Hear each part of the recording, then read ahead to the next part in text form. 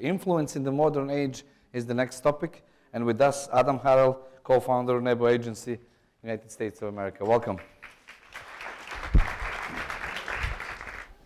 So, the title of my talk today is Influence in the Modern Age.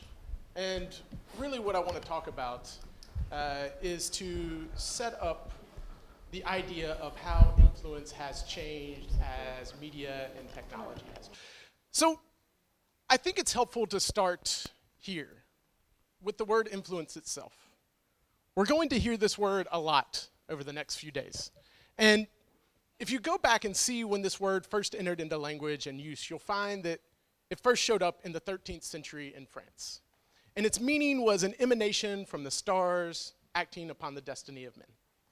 And what's interesting about this is it was really an astrological term. It was a way to describe the power of what they thought the movements of planets and stars and how they affected the destiny of a person.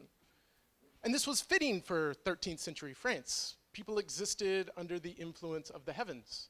A famine, a death, wasn't thought to be related to a scientific cause or reason. It was thought to be a divine action. But we saw this change. As we moved into the industrial age, the meaning of influence actually shifted as society shifted. This was the age of railroads and the telegraph, an unprecedented change in society. And a new definition showed up. In the 19th century, we saw that influence began to mean the power to affect, control, or manipulate something. And it became something that people could have or organizations could have. It was no longer that you were under the influence of heavens, but it was something that you could actually control. And since the industrial age, we've seen the most dramatic changes in society have been around the tools and platforms of media and communication. Marshall McLuhan once said, "The medium is the message," right? And this quote is memorable, but it's a bit opaque. What he actually meant is the channel by which a message is transmitted requires a certain form. And by taking that certain form, the content of the message is actually shifted. In the age of mass media, access to a medium for spreading your ideas was controlled by an editor. The editor of a newspaper, the editorial board of a TV station, they decided what ideas spread, they decided what became news. In the modern age, that's no longer true. Now algorithms have influence. The YouTube algorithm is arguably more powerful than any editorial board in the world. Where once we shaped our tools, now our tools shape us. Technology also makes it easier than ever to spread ideas and form movements. In Hong Kong this weekend, over 2 million people joined in protest on the streets. The largest mass protest movement ever. It was completely organized via Telegram and WhatsApp. But these movements are different than the movements that preceded them. Social messaging technology has made it easier than ever to transition from public discontent to massive mobilized protests. But these are networked movements, not hierarchical movements. They require a single point of reference to exist. They need an organizing principle, a person, an issue, an event to organize around. And while ideas may spread faster than ever before, influencing systems and institutions is still as difficult as ever. If we were to plot a continuum of influence from what's easiest to what's most difficult, it would look something like this. The easiest thing to do is to spread ideas. It's more difficult to shift opinion or to get an individual to take an action. But the most difficult thing of all is creating long-lasting systemic change. And that's the story I want to tell today, about someone who tried to do that. This is a photo from Pakistan. It shows the funeral procession of a young woman who was killed for the crime of dishonoring her family. This is something that happens a lot in Pakistan. The Human Rights Commission estimated 400 young women were murdered in honor killings just last year. This is a problem that's been going on for years, but if you actually want to change a problem, first, you have to get people to recognize it's a problem and to talk about it. And that's where she comes in. This is Sharmeen Obaid Chinoy. She's an award-winning filmmaker in Pakistan. And she had followed the issue of honor killings for a long time. But this is a tough problem Because by the nature of the crime, the victim is dead, and the family normally killed her. So no one will go on record and talk about it. One day, Charmaine was reading the newspaper in 2014, and she came across this story. Pakistani woman survives after being shot for marrying for love.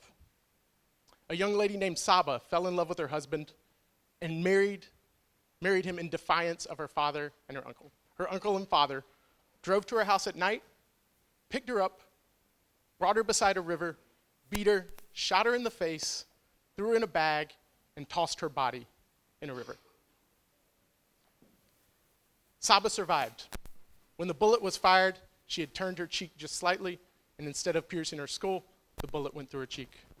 She climbed out of the river, up a hill, went to a gas station, and got medical treatment. Charmaine heard this story, and she immediately went to the hospital, and she said, "Can I film you, and can I tell your story?" But Charmaine knew something. She knew the ability of a story well told to change culture. She knew the power of her media, which was film.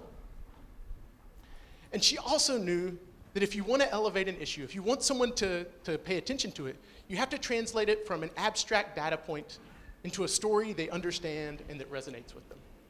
So that's what she did. She personalized the story and made it about Saba. The result was a documentary called A Girl in the River, The Price of Forgiveness. And it's an amazing film. When you watch this film, for 45 minutes, you're engrossed in the story of honor killings in Pakistan. You can hear in her voice, you can see the scar on her face, and you're enveloped in this idea that this is something that must change. And you understand the loophole and the nature and societal context that allows it to continue to go on, where her father and uncle didn't even go to jail. But what made this film resonate was that it was a story perfectly meant for a documentary. It required exposition, it required multiple points of views. It was a story crafted to fit the medium. And if a story fits the medium, it'll resonate. And resonate it did.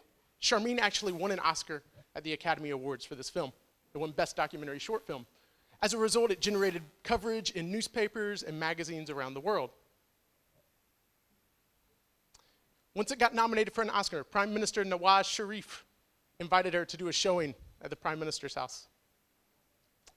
They sat there with lawmakers and they watched her film, and afterwards, in front of the press, the Prime Minister turned to her and he said, "There is no honor in honor killing." The film led to public awareness, which led to public pressure, which led to policy change. And within days, Pakistan had closed the legal loophole that allowed honor killers to walk free. But too many girls and young women were still being killed.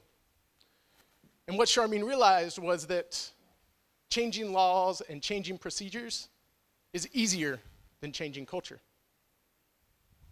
She realized that while her film was popular with elites and it was popular with international audiences, many people in Pakistan had no way to even view the film.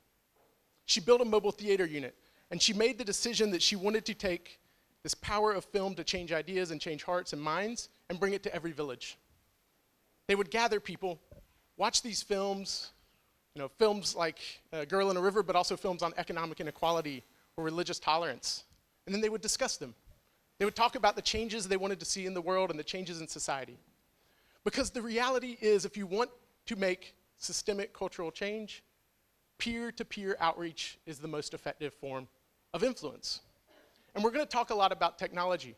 I love technology. But technology should be used to enable peer-to-peer outreach, not replace it. There is no replacement for human connection and conversation. And I want to leave you here today with this quote. The real goal of the practitioner of civic power isn't to nudge the network. It's to be the network. If you want to change the world and make it not as it is, but as you wish it to be, you'll have to take the tools that you learn over the next 2 days, all the mechanisms and methods of digital influence, and turn that into real-world influence. And if you can do that, you won't just nudge the network, you'll be the network. Thank you.